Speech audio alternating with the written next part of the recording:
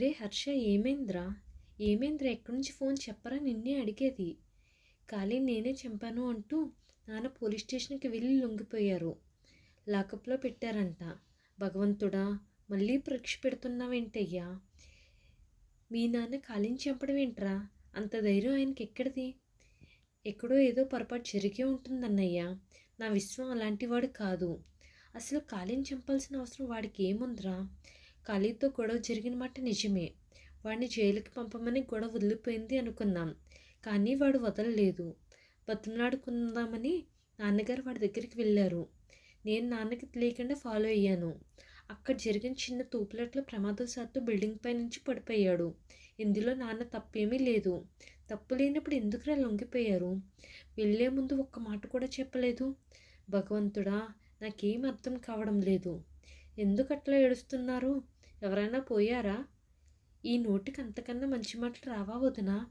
అరే, తప్పేం మాట్లాడినా? కట్టగట్టుకుని ఏడుస్తుంటే అడిగినా. మా నాన్న ఎవరో రౌడీ విధవని చంపానని పోలీసులకు లొంగిపోయారు. లాకప్లో ఉన్నారు. మాకు తెలిసి ఏడుస్తున్నాం. అరే, ఎంత చిన్నదానికి ఏడుపా? ఉండు చెప్తా. మావయ్య మొగోడు అనిపించుకున్నాడు. గర్వపడాలి. ఎవరికి కాల్ చేస్తున్నావు? మా పాపుకి. 2 నిమిషాల్లో మావయ్యని ఊరేగింపుతో ఇంటికి తీసుకుని వస్తాడు. మన హారతి పళ్ళని రెడీ చేసుకోవడమే లేటు. చూడు, మా నాన్నని మేము విడిపించుకుంటాం. ఎవరి సహాయం అక్కర్లేదు. రే చెప్పనివరా, తప్పేముంది? మీ నాన్న ఇంటికి రావడమే కదా మనకు కావాల్సింది. అమ్మ, ఎస్ఐ గారు ముందు స్టేషన్కి రమ్మన్నారు. స్టేషన్కి వెళ్ళి నాన్నతో మాట్లాడదాం. ఏం చేయాలో అప్పుడు డిసైడ్ చేద్దాం అంటాడు హర్ష. ముక్కు ఎక్కడుంది అంటే ఇట్లా తిప్పి చూపించాలా? నువ్వు చెప్పేది అట్లానే ఉంది అంటది హర్ష వాళ్ళ భార్య. ఏం చేయాలో నేను చూసుకుంటాను కదా, నాన్నమ్మకి తోడుగా ఉండు. పదమ్మ వెళ్దాం అంటాడు హర్ష. రుద్ర వాళ్ళ పాపుతో, నీకు పార్టీ టికెట్ ఇవ్వడానికి పిలిచాడా లేదా పనిష్మెంట్ ఇవ్వడానికి పిలిచాడా? నువ్వు ఇప్పుడు ఎమ్మెల్యే కాకపోవచ్చు బాపు. నీకంటూ పేరు విద్యుత్తు ఉన్నాయి. ఇట్లా వెయిట్ చేయడం ఏంటి బాపు?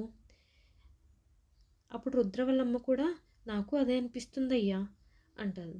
ఈ లోపల రుద్ర, ఓయ్ మేనేజర్ సార్ మర్చిపోయినట్లున్నారు. ఒకసారి ఫోన్ చెయ్యి. మేము అవసరం అయితే కానీ ఫోన్ చేయకూడదు సార్ అంటాడు మేనేజర్. అయినా సార్ ఎవరికైనా అపాయింట్మెంట్ ఇస్తే మర్చిపోరు. మా బావగారు ఏదో ఆరాటంలో అలా అన్నారు. నేను సారీ చెప్తున్నాను అంటది సత్య. మేము వెయిట్ చేస్తాం, ఏమీ కాదు.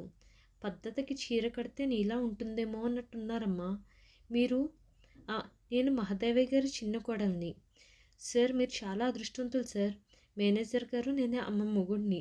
నేను అదృష్టవంతుడినే. అరే, సిగ్గులేదరా? పెళ్ళం పేరు చెప్పుకొని మీసం తిప్పడం ఏంట్రా? గది క్రిష్ గాని పెళ్ళమని చెప్పుకోవాలి కానీ సత్య మొగుడిని చెప్పుకోవడం ఏంట్రా?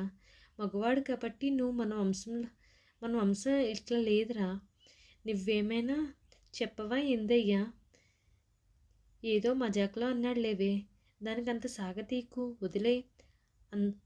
అందరూ ఫోన్ సైలెంట్లో పెట్టండి. పార్టీ నాయకుడు వస్తే ఫీల్ అవుతారు. నందిని అల్లుడు వస్తే మంచిగా ఉండేది. చెప్పినా రానంది. ఏం చేయాలి? మారిపోయింది అయ్యా, మునుపట్ల లేదు. మనకు కావాల్సింది కూడా తను సంతోషంగా ఉండడమే కదా. సంతోషంగా కూడా ఉన్నానని చెప్పింది. గది వాళ్ళ బాపు మీద ఉన్న కోపంతో అట్లా చెప్పింది. మనసులో నుంచి వచ్చిన మాట కాదు. నాకు మాత్రమే అర్థమవుతుంది. సర్లే, నేను ఎమ్మెల్యేని అయ్యాక మొత్తం సెట్ చేస్తా. అన్న దగ్గర నుంచి ఇన్ని మిస్డ్ కాల్స్ ఏంటి? ఏదైనా అర్జెంట్ పని ఉండి కాల్ చేస్తున్నాడా? కృష్ణ, నేను ఫోన్ మాట్లాడి వస్తాను. సరే, ఎడకపోతుందిరా నీ పిల్లం? ఎందుకంత పరేషాన్ అవుతున్నావు? దాని కాళ్ళకి చక్రాలుంటే దాని మెదడులో పురుగులు ఉంటాయి. అప్పుడు ఏడికిపోతుందో దానికే తెలీదు. ఇప్పుడు ఏడుకుపోతుందో అందరికీ చెప్పొచ్చు కదా. దొంగలెక్కపోవడం ఎందుకు? ఆడపిల్ల అన్నాక చిన్న చిన్న అవసరాలు ఉంటాయి. మైకి పెట్టి చెప్పుకోలేరు కదా. ఏం అర్థం చేసుకుంటారో ఏమో. అర్థం కారు. అన్నయ్య, ఏదైనా అర్జెంటా? చాలాసార్లు ఫోన్ చేశావు. ఎక్కడ ఉన్నావు సత్య? మా ఇంట్లో వాళ్ళతో కలిసి బయటకు వచ్చాను. నాన్న పోలీస్ లాకప్లో ఉన్నారు. నువ్వు చెప్పిందంతా నిజమేనా? నేను అమ్మ చెల్లి క్యాబ్లో వస్తున్నాం. స్టేషన్కి బయలుదేరాం.